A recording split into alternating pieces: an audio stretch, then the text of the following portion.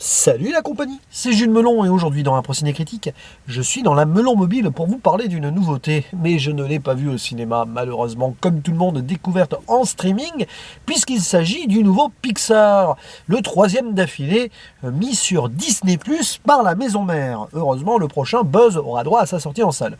Mais concentrons-nous ici sur Alerte Rouge ou Turning Red en VO, le premier long métrage de la réalisatrice sino-canadienne, donc canadienne d'origine chinoise, Domichi, qui avait fait le magnifique petit court-métrage Bao que j'avais vu avant Les Indestructibles 2 au cinéma il y a bientôt 4 ans. Et oui, déjà.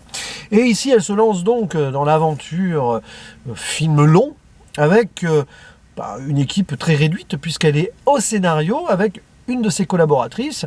On n'a pas de grand nom ici de Pixar, donc du moins crédité en priorité, hors production.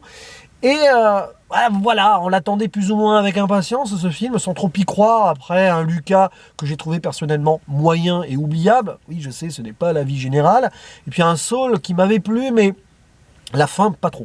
Donc ici, voilà, je me suis quand même regardé ce Alerte Rouge qui raconte l'histoire d'une jeune collégienne qui s'appelle May ou Maylin, qui a 13 ans et qui est avec ses copines, elles sont fans d'un boys band. Ah oui, ça se déroule au début des années 2000.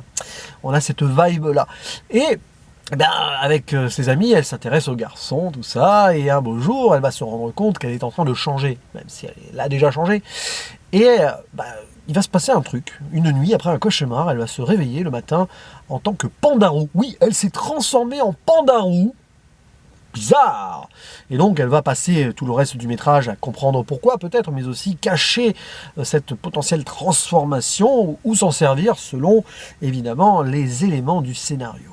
Et alors, les premiers retours étant très bons, ça m'avait surpris, bon, sans plus, mais voilà, je m'étais quand même, on va dire, retrouvé à attendre avec impatience le visionnage de ce film, et je vous avoue, oui, c'est un très bon Pixar. Alors, ce ne va pas être l'un des meilleurs films de la franchise, loin de là, mais j'ai envie de dire que ça fait du bien, voilà. Puisque en plus en ce moment, avec l'actualité, la fatigue et tout le reste, je trouve qu'on a besoin de ce genre de feel good qui te fait réfléchir sur, on va dire, la psychologie humaine aussi, les évolutions, l'amitié, relation mère-fille ici. Et c'est fait avec une véritable fougue. Et j'ai envie de dire, tant mieux que derrière l'écriture, il n'y ait pas les habituels, parce qu'ici, on a quelque part une nouvelle fraîcheur, même si c'est très ancré dans le savoir-faire Pixar. Surtout que Domichi, donc la réalisatrice et scénariste, a plus ou moins raconté sa jeunesse. Elle qui a grandi au Canada. Alors, je ne sais pas si c'est dans la ville de Toronto, comme ici, là, ça se passe à Toronto.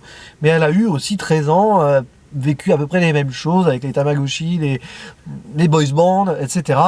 Évidemment, je ne pense pas qu'elle se soit transformée en vrai en pandarou, mais ça permet aussi un lien avec la culture de ses parents et autres ancêtres. Voilà. Et c'est ici, quelque part, une belle petite aventure avec évidemment une écriture assez facile, j'ai envie de dire, parce que tu vois à peu près tout voir venir, tu vois tout venir tout simplement, notamment ce grand final où tu sens que beaucoup d'éléments vont se réunir sans en dire plus, ici et là, pour faire une sorte d'apothéose qui est assez forte visuellement, mais on va y revenir sur le plan visuel. Donc l'histoire se laisse suivre et puis on s'attache à ces personnages principaux, notamment donc notre héroïne et ses 3 amis, je sais plus combien elles sont, 3, 4, bon bref. Et puis bien sûr, sa mère, qui est particulière, qui est peut-être dans la tradition ancestrale aussi, un père un peu paumé, enfin pas paumé, mais on a l'impression qu'il s'en fiche ou qu'il est décalé de la réalité, mais en fait pas vraiment, parce qu'il y a une évolution là-dessus aussi. Une mère qui est très protectrice, qui veut que sa fille suive un petit peu, voilà, et puis sa fille qui, jusqu'à un certain point, a envie de faire plaisir à sa mère, jusqu'au moment où elle se rend compte que l'amitié c'est important aussi, sa propre vie, son émancipation également. Et évidemment, la transformation en pandarou, qui n'est pas très subtile en soi, est une allégorie de la puberté, de l'entrée en adolescence, et forcément toutes les émotions qui vont avec, puisque si elle se transforme en panda, c'est qu'elle ne maîtrise pas ses émotions. Donc apprendre à gérer des moments de crise, des moments de bonheur ultime, des fantasmes aussi. Et voilà. Et ce qui est, moi je trouve important dans ce film, c'est qu'on a ici un point de vue féminin sur l'adolescence féminine. C'est très rare. Alors, dans le cinéma live action, j'ai envie de dire, oui, mais surtout en animation. Voilà. On a besoin aussi de découvrir un nouvel univers. Alors, évidemment, moi, je parle en tant que garçon qui a eu 40 ans. Donc, forcément, les adolescences de 13 ans, hein, forcément. Mais ça te permet aussi donc d'entrer dans un univers un peu à part, et c'est bien fait, et c'est surtout réalisé, écrit avec sincérité, ça se sent, avec ce dynamisme qui est propre à l'adolescence. Nous avons ici un film adolescent, donc à ces petits moments de flottement, on va dire, justement surtout dans le scénario d'écriture, mais on arrive à pardonner tout cela, puisqu'on embarque dans une série de péripéties assez fantasques, mais aussi qui permettent une belle réflexion, notamment sur le coming of age, hein, comme on dit, donc le passage d'un âge à l'autre. Et forcément, j'aime bien aussi le discours qui est franco.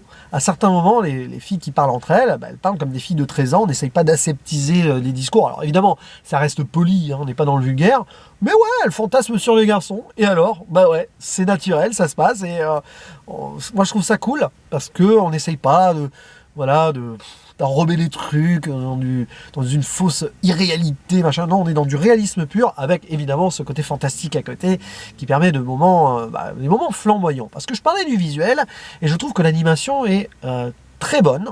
On a les habituels poncifs Pixar, oui, mais aussi des emprunts à diverses choses. Je pense que Domichi a été très inspiré par le côté manga, animation japonaise. Peut-être on peut pas penser à Sailor Moon, Ranma 1,5, parce que Ranma 1,5, il y a un peu de ça quand même, une transformation comme ça, c'est un peu l'idée. Mais je pense à l'ami Capitaine Critique qui m'avait déjà fait des références à Ranma 1,5 à l'époque, quand il avait vu le trailer, même si du coup il a beaucoup plus apprécié que prévu, et certainement plus que moi. Et donc il y a ça, et puis même quand on va dans des flashbacks ou dans des moments genre sorte de plan céleste, un peu imaginaire, ou dans des cauchemars, l'animation évolue et se fait un peu différente. Donc il y a beaucoup de, on va dire, d'inventivité, sans forcément que ça soit extraordinaire. Et on se retrouve avec un brûlot très soigné esthétiquement, avec une bonne réalisation, même si ça va vite, hein, forcément.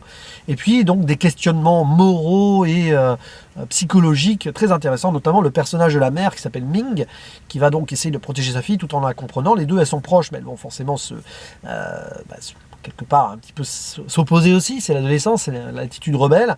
Et on va voir que la mère, elle aussi, elle a ce traumatisme-là qu'elle a vécu avec sa propre mère qui intervient dans le film sans en dire plus. Donc tout est lié. Puis il y a ces boys bands là qui vont forcément avoir un moment, une importance dans le film, puisque le but de Meili et de ses amis, c'est d'aller à ce concert au Skydome de Toronto et de récupérer de l'argent, donc en utilisant ou pas ce pouvoir de panda, et aussi en faisant attention de ne pas trop attirer l'attention de la mère, mais aussi de certains amis, dont le jeune Tyler, là. Personnage intéressant, Tyler. Voilà, sans en dire plus pour ne pas spoiler, je ne sais pas si vous avez suivi une petite polémique comme quoi Disney ne laissait pas la liberté dans l'écriture de personnages LGBT à Pixar, etc. Ce personnage, tu sens que peut-être ça aurait pu aller plus loin, mais en fait c'est dans une justesse absolue sur le final, et je trouve que j'ai trouvé ça assez touchant d'une certaine manière, sans en dire plus, parce que ça ne force rien et c'est assez naturel, et ça rend le film vraiment, je trouve, passionnant et mignon. Ouais, c'est un film mignon qui fait aussi réfléchir, et avec un point de vue assez rare, notamment en animation. Et en plus, je crois que c'est le premier long métrage réalisé par une femme chez Pixar, donc comme quoi, ce n'est pas un hasard. Bref, c'est tout ce que j'avais à dire sur ce film, hein. Pas plus, pas moins, mais c'est quand même une belle réussite. C'est mieux pour moi que Luca, sorti l'année dernière.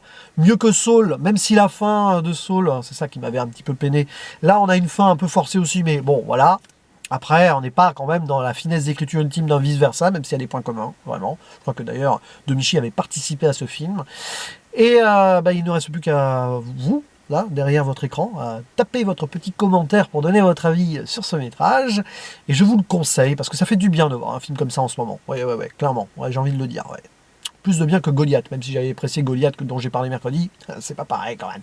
Je vous dis à la prochaine, ciao!